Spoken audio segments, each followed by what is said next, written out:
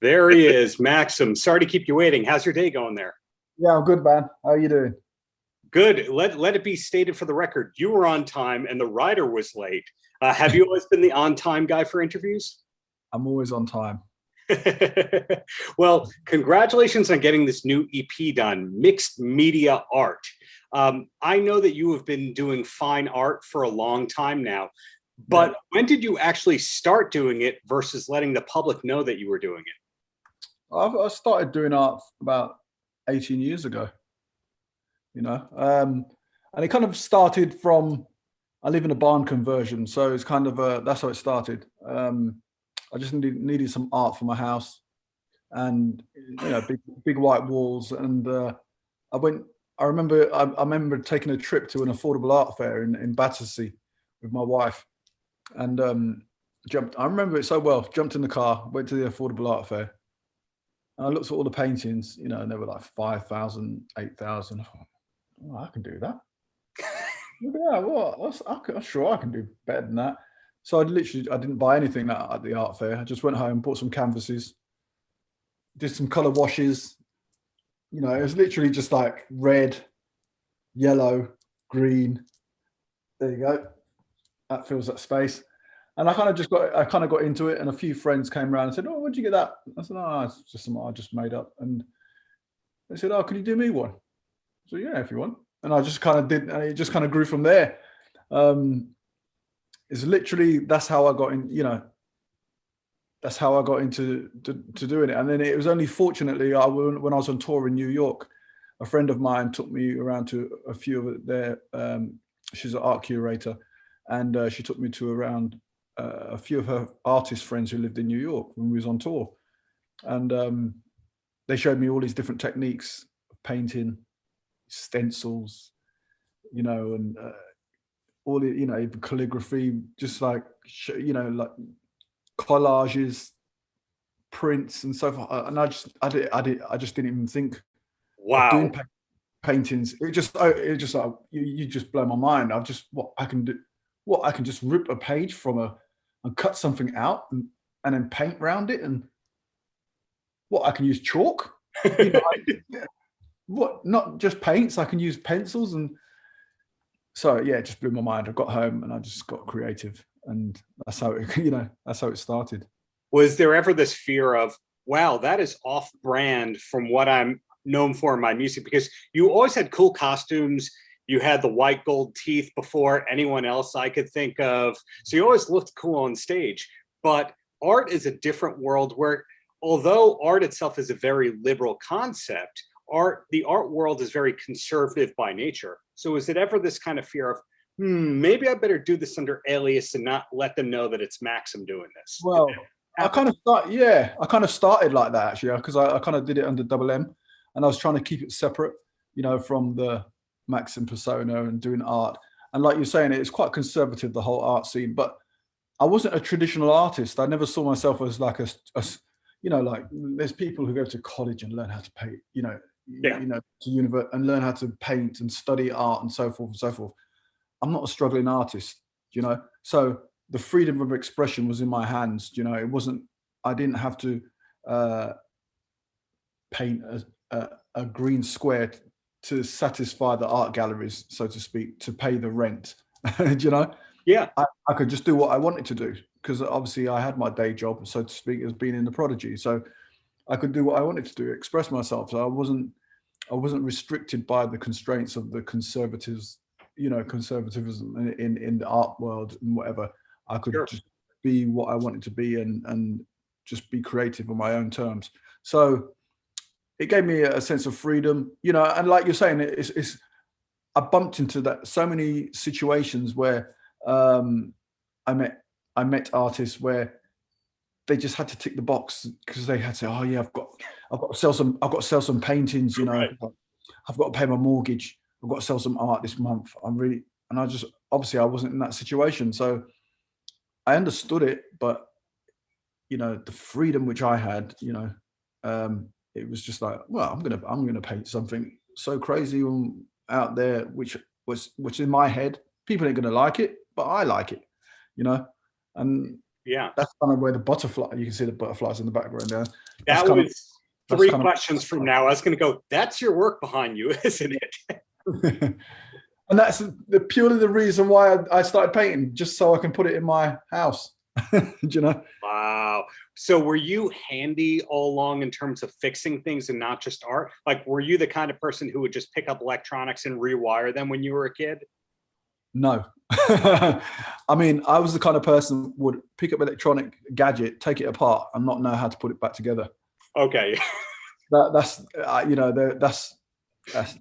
you know, I was kind of known for that when I was younger, you know. But I have a creative side to me, which, you know, like you mentioned, the outfits and so forth. Mhm. Those are my ideas, and even like the outfits. I remember making a, you know, before you saw people wearing skirts, so to speak. Yeah.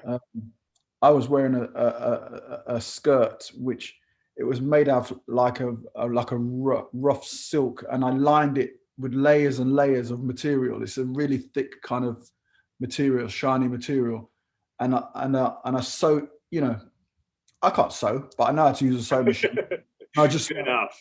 and the whole idea was that it was rough looking, you know, so it had jagged lines there, quite punky and raw, like materials, strands coming off it, thread hanging from it, and I put a bit of material in the front, which was just layered, loads of different material, bits of thread hanging from it, and people said, "Oh, where'd you get that? Is that Jean-Paul Gaultier?" No, I made it myself. You know? That's awesome.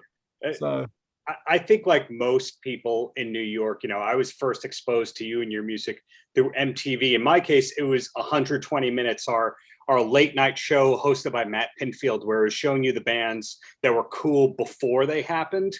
And okay. the first 2 years of seeing you and your bandmates, like, these guys are frightening.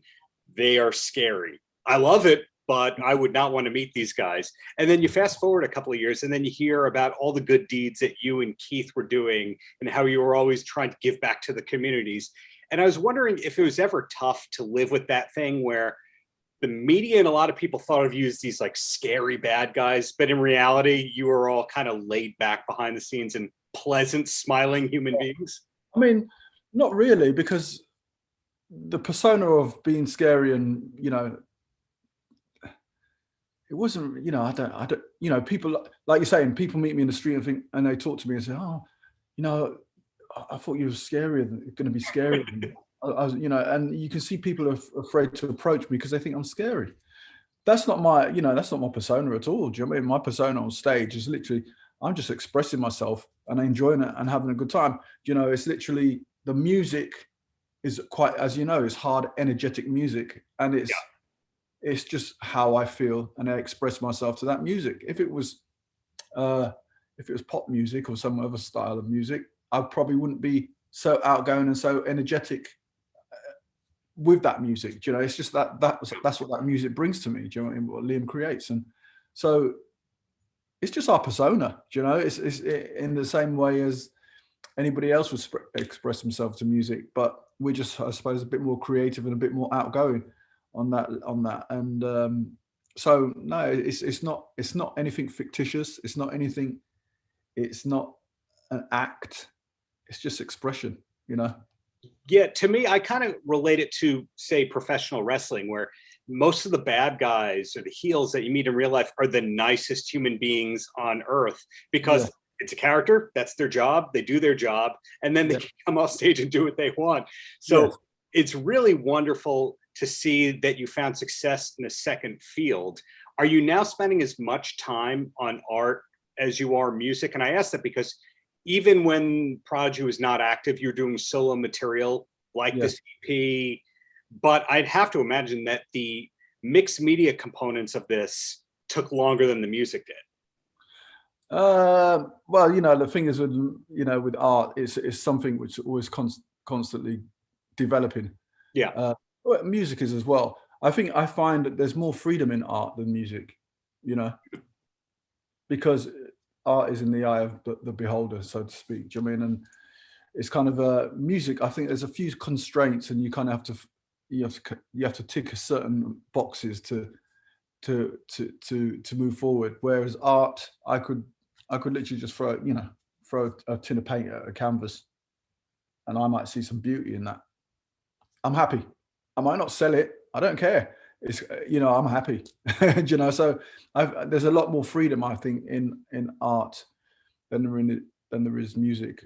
I mean, as far as focusing on art, yeah, that's what I'm doing this year, and obviously doing music alongside that.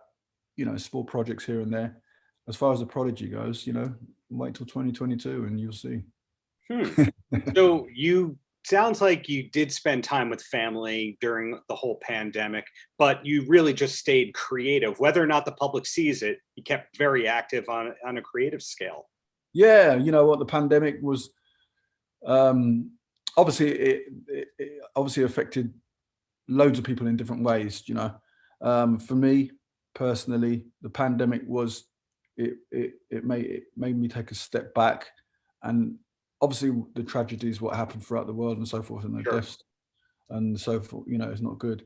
But for me personally, it made me take a step back and look at my life, and kind of made me appreciate things I had in my life. And I think that's what everybody who's been through that, I think, I think, and I hope most people have, kind of reflected on, it just made me, because I think the whole world was on this wheel, was just going so fast, and and everything came to a halt, and I think maybe it just made people reflect on their existence, what's special in their life, what love they've got in their life, their friends, their family, what's important. And it's not so much about the materialistic things in your life, because materialistic things in your life didn't make you survive through that pandemic. Do you know what I mean? Sure. It was probably the love around you and the healthy lifestyle and looking after yourself.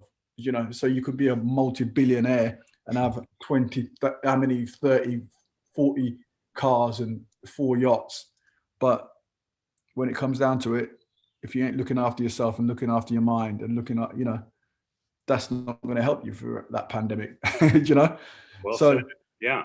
And obviously the poorest person looking after themselves could be the happiest person. So I think, the whole thing made me reflect on that, what's important, the love in my life, the simple things. And I went back to basics. I was foraging in the garden.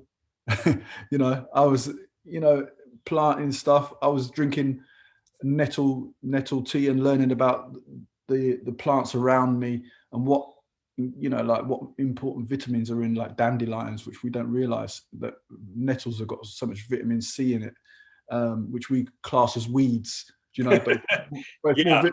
more vitamin C in nettles than there are in an orange, Yeah. And little things like that. So it was a whole reset for me, and just reevaluating my life and getting back to basics and enjoying my surroundings, enjoying nature, and that kind of unfolded in my artwork, and really enjoying it and just enjoying the simple things. So, the pandemic, as bad as it was, it had some good points for me. Agreed. Same here. It gave me the chance to do a lot of things that I was putting off for months or years. Yeah. I think hopefully more people feel that way. But do you have time for 2 quick questions, and then you're free for me and can move on with your day, or evening rather? Yeah. Okay. The first question I have is, your handle on social media is Maxim. How did you get such a short, catchy name on social media? How are you not Maxim Art, Maxim Singer? Did you buy it once upon a time, or are you the first person on social media named Maxim? What do you mean, on Instagram and Twitter and so forth? Yeah, Instagram and Twitter, you are at Maxim. Do you know how many people want to buy that name off me?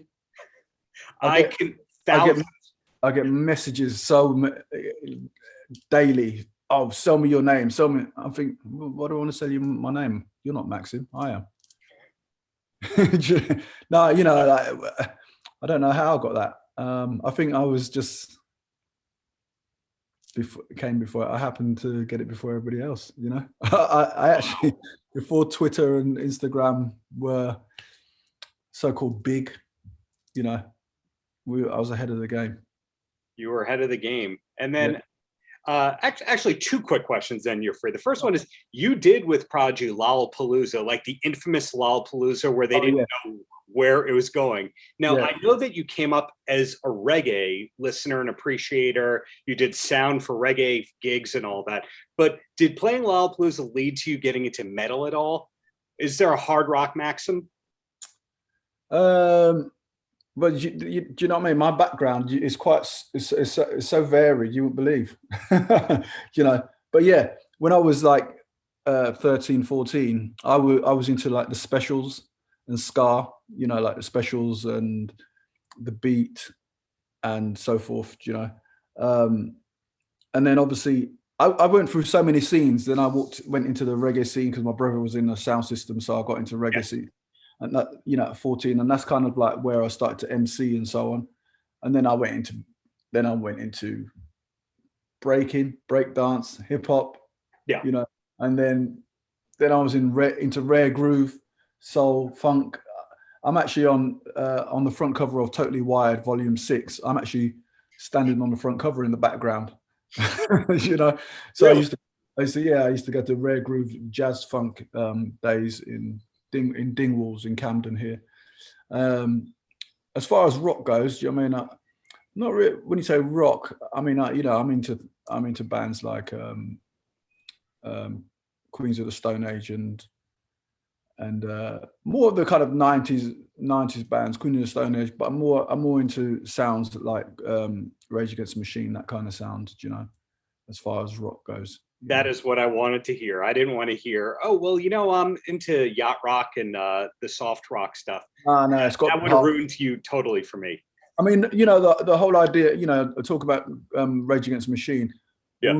When we was touring in America, and the story of Rage Against the Machine, when one of their first album came out, I think it was like 92. We was touring in America, and we toured with Moby and Cybersonic. And it was Liam and Keith went out and bought some albums, and they came back with Rage Against the Machine, and that's when the Chronic, Dr. Dre released the Chronic. 92, yeah. And we listened to those albums, and I was like, wow, this is just fire. Do you know what I mean? It was just like the mix, the two different styles, you know, the hip hop and then Rage Against the Machine, and that's it was after that we wrote Poison, you know.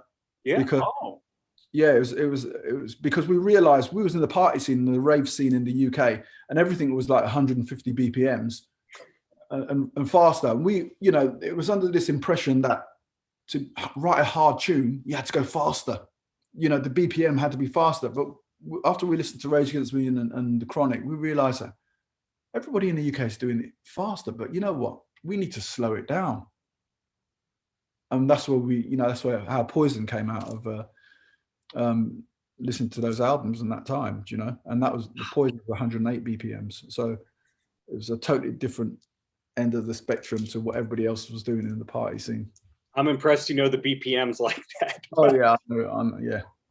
And then my last question for real is, do you have a TV recommendation that you could pass on for somebody who needs a new show to start? I just watched a show in the UK. I mean, the best show ever, obviously, is Breaking Bad. You know, that's just, you know, I kind of got into the Queen of the South, which was on Netflix, and I don't know if you heard that. That was quite good. Yeah, sure. But there was a short drama in the UK, and it was called The Pact. Okay. Yeah, which I watched literally a couple of weeks ago, and you know, I do like the series where you watch one episode and you say, all right, let's just watch another one, and then we go and do that. Oh, let's just watch another one, you know, and that's when you realize you're hooked. Well, what I've learned is you've got incredible taste in music, fine art, and television. You are keeping busy, you're staying positive, you're learning every day. So I'm looking forward to your next projects, whatever they are. Looking forward to seeing you live in New York, whenever that is. I can't thank you enough for your time, Maxim. Oh, thank you, man. Paltrocast.